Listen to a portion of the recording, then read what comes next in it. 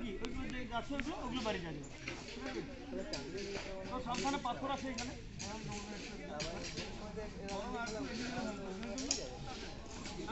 হ্যাঁ এত গাছ নেই খেলো ঠিকার জন্য এখানে পাথর আছে।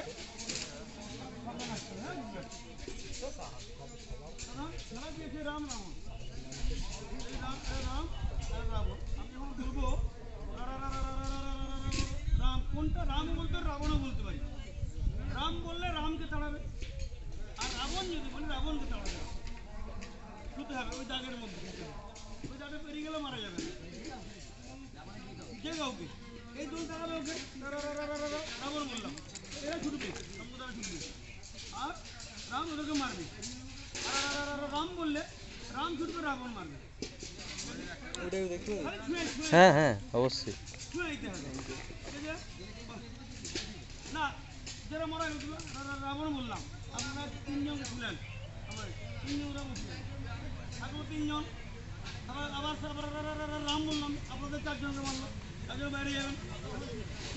তিনজন দুজন থাকলো, যতক্ষণ নাম এখানে কি কোনো মুসলিমদের জন্য কোনো উৎসব নেই? হিন্দুদের জন্যই আছে। ঠিক আছে, ধর্ম নিরপেক্ষ দেশ আমাদের সঙ্গ মনে করে না।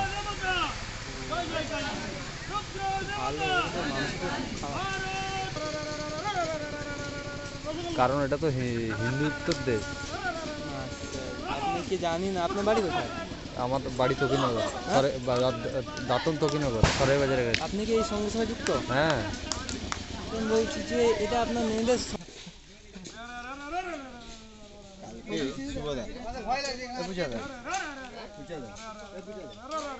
রাম